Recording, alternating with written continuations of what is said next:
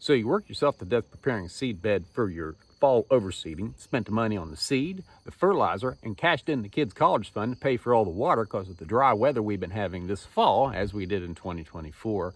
And now you're ready to mow.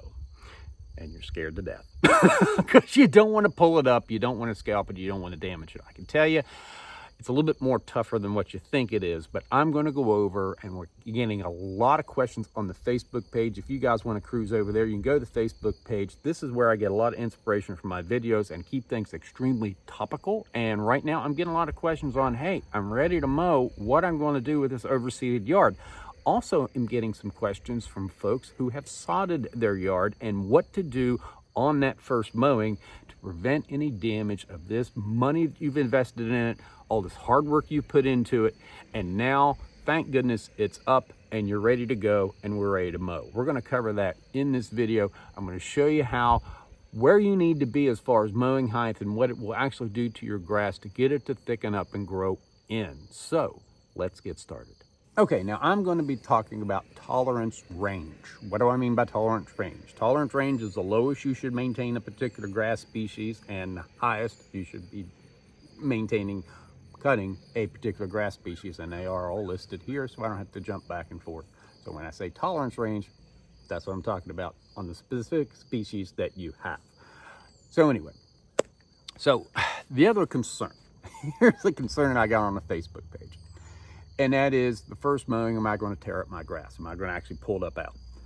I'll give you an example. This is my tall fescue. I seeded it last Monday, had a good rain through that. And I just pulled it up. See, it's fairly rigid in there. And that's in sort of actually a sandy soil that I actually went out. I put out a soil amendment in there, a little bit of organic material, and I actually tilled it up. So that's a fairly soft soil.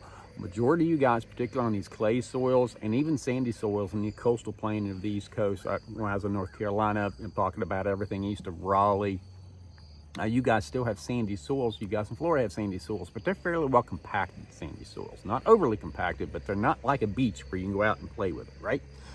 So the soil is going to hold that seedling fairly tight. And about the time you get to a mowing height, even if it's on the low end of the tolerance range, you're going to be okay. Now, there are some precautions that you can take. One, obviously do it with a sharp blade.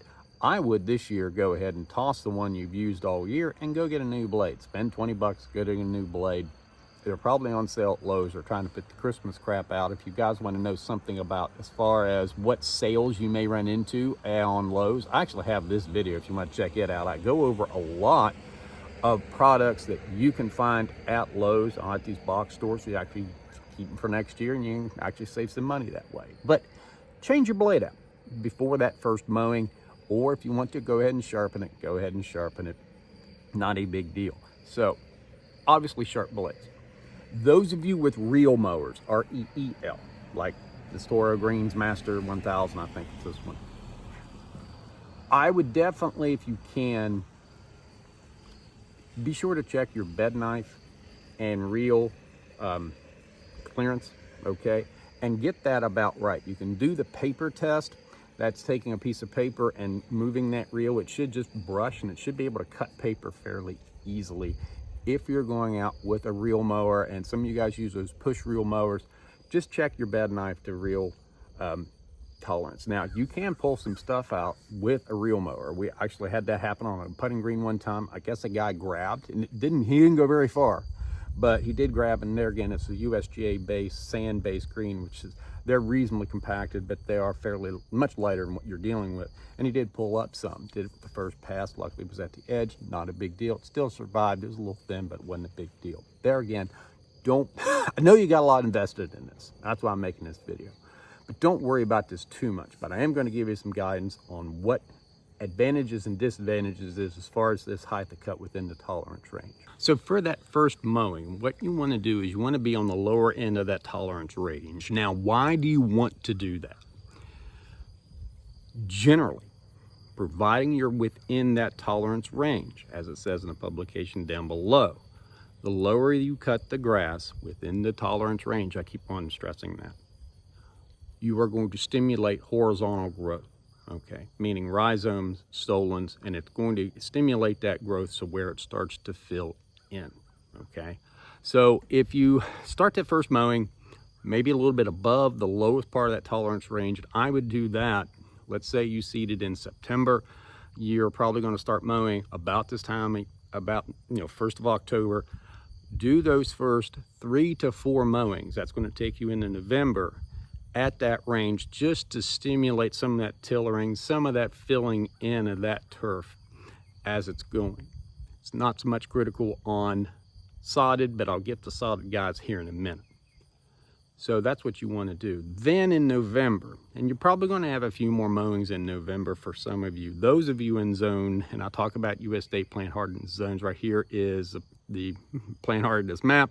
I'll leave a QR code here if you guys want to type this in and find out exactly where your zone is. Those of you in zone 3 and 4, talking north, probably going to do that sometime closer to Halloween, because probably your last 2 mowings, I'd go up to the higher part of that tolerance range. The reason being is this.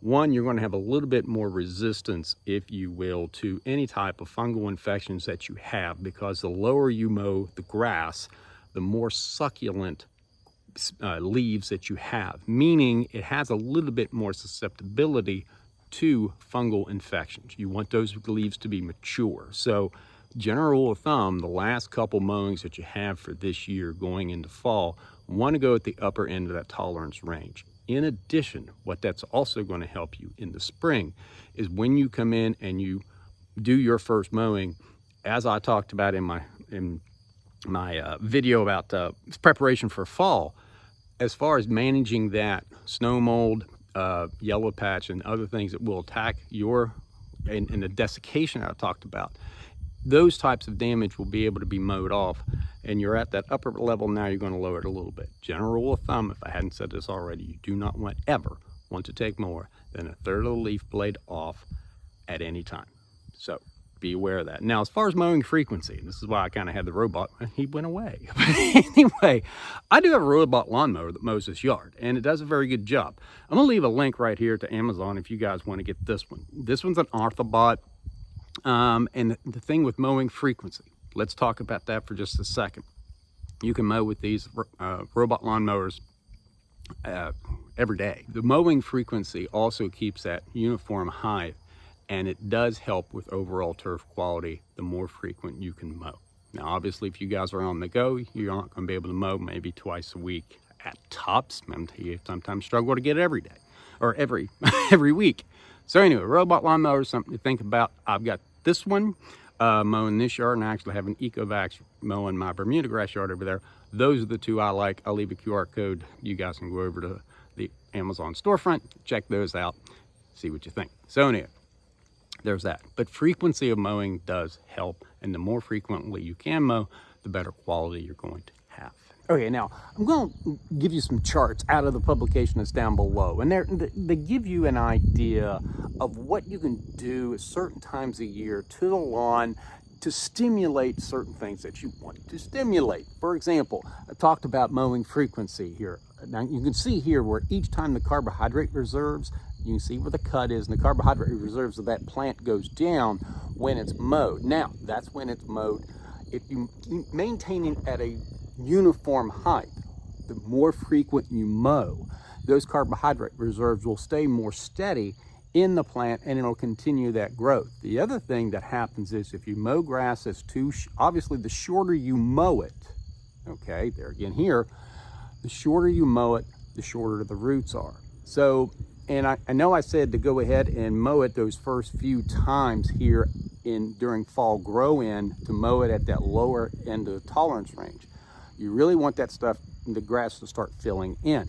You can really work on those roots in the spring and mow it higher, and the higher you can mow at that tolerance range, your weed pressure is going to go down, you're going to have deeper roots, and you're going to be more or less susceptible to fungal infections as well if you mow it at that upper end of that tolerance range. Now here's a chart on shoot density, and you can see as the tighter you mow it, going back to what I was saying as far as mowing at that lower end of the tolerance range, shoot density increases with lower mowing heights. So doesn't the leaf texture. Shorter you mow it, the finer the leaf blade is. there again, trying to give you an idea of what you're doing when you're raising and lowering the mowing heights of your mower. Let's talk about mowing sod for just a minute, or your first mowing on sod. Now, you definitely want to be at the high end of that tolerance range, and it depends on if you've laid it or it's been a quality job. You should not be in too bad a shape. Some of these houses that have been put in, you have these crews that come in, they lay the sod down, they lay it on crap, and sometimes you guys with new homes, you've got a lot of work to do. So anyway, but what you'll need to do is you'll need to definitely be on the high end of that tolerance range, and I would definitely mow it a few times on that, and you're going to have to get a vibe for how smooth that yard is. Now, in the seams of your sod, what you need to do is you need to put some masonry sand in there, and I would probably do that after the first week. Start that process within 5 to 7 days after it's been laid. If you have these cracks, what you need to do, you need to get masonry sand in there, and that will actually prevent that edge from drying out, because that's where a lot of damage is from a lot of particularly poor laid sod. It's not butted up against one another correctly. You'll need to put some sand in there. Now, what you're creating by putting sand in there is basically an aerification hole full of sand, and this is how it's going to behave. So putting that masonry sand in that crack is actually going to help water infiltration through that soil profile and into that root zone. So that's the best way to do it. If you have a little bit more money, it's not a bad idea on sod to go ahead and do a little top dressing if you want to get a bunch of sand for you guys that are high end, but definitely get those seams filled in. And also, what you want to do, if most of your seams are going, I'm going to give you an example, this direction, okay, you want to mow the opposite direction of those, so that way it's kind of like going over a water bar. For those of you who've been off-roading, or maybe you have a rock, or you want to put one tire onto the depression and keep it so you don't want both of them going down in high center. And then you'll scalp on a mower. So just be cognizant of that, but definitely stay on the high end. But those of you who are sodding, that's what I would start out with, and lower it down as much as you want to, based on you don't want to scalp it. So that's obvious, and you may have to do some top dressing, particularly on a poorly laid sod. Okay, I did a video on all this heat we're having, and stressed in that video, and go over more in it as far as a lot of the Pythium, dollar spot, and other fungus that we are seeing in home lawns. I've talked about that in a video and encourage you guys to go there. I also have an Amazon storefront as far as fungicides. I do have fungicides on there. That Jonathan Green product I talked about in that video is great for dollar spot. Propiconazole would be a good one for snow mold, and the anorexia that I've talked about there again in that video. But I do have all those on the Amazon storefront if you want to cruise over there. So anyway, that's something else to consider. Check out that video. I'll leave it here at the end. If you understand what you're doing, now you're becoming more of a turf manager, and just as I've said in other videos, just some dude putting something out on their yard. You understand what you're doing, and you can start stimulating these grass to do certain things during certain times of the year, and preventing a lot of the inputs that you have, your need for disease, your need for herbicides, and increasing the quality of the yard naturally through these techniques of mowing, aerification. See my aerification video, it's really important, particularly in the spring. But if you do these things, it's going to actually save you money and give you a better quality yard. So that's mowing a new lawn, including the sod guys. So anyway, I'm agronomist Greg Phillips. Hope this video helps. I keep my videos very topical, and the Facebook page really helps me know what you guys are looking for. If you guys hit the bell and subscribe, you'll get notifications when I put a video out, and probably a great deal of the time it's something you need to be thinking about and something you need to be doing. So subscribe, hit the bell, and all the YouTubers say, please like, okay, whatever. But hey, I'm just here to help. Thanks for watching.